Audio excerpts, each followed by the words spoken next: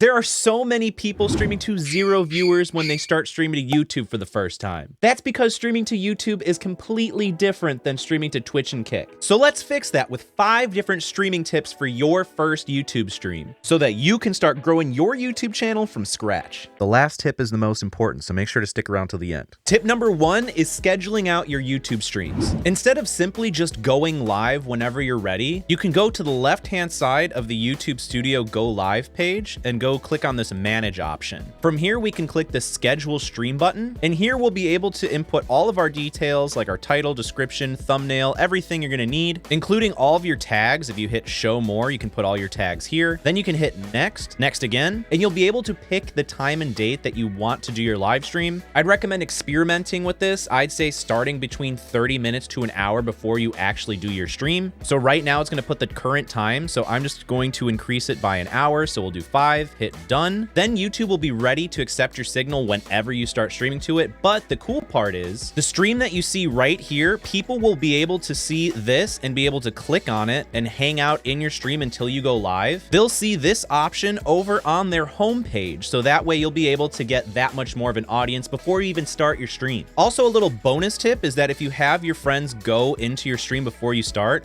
and drop a like on the video, it should help with the engagement and have YouTube push it to more people. So if you don't mind dropping a quick like on this video right here, YouTube will show more of me and my helpful streaming videos to you. Sound good? It freaking better. But how are we gonna get people to want to click on our stream? There's so many different choices and options on YouTube, so why should they click on yours? That leads us to tip number 2, and that's planning your streams ahead of time. Unlike Twitch and Kick, it's actually really difficult for viewers to find your stream on YouTube without actually having a game plan. YouTube streams definitely require more effort ahead of time instead of just simply going on to Twitch or Kick and going live with Apex with no plan whatsoever. However, discoverability for YouTube can either be the most amazing thing or it's gonna make you hate your life. But I'll touch on more of that later and how we can use it to our advantage. So that means that we need to be more creative in the packaging of our YouTube stream to get more people to wanna click on them. That means that we have to focus more on the title and thumbnail and treat it more like a regular YouTube video. Well, that's where tip 3 comes into play. You gotta start treating your YouTube stream as an event to get people excited and actually wanna watch. We'll focus on creating an interesting thumbnail and an exciting title so that way people will actually wanna click and watch. For example, what would be more exciting? Playing Apex come hang,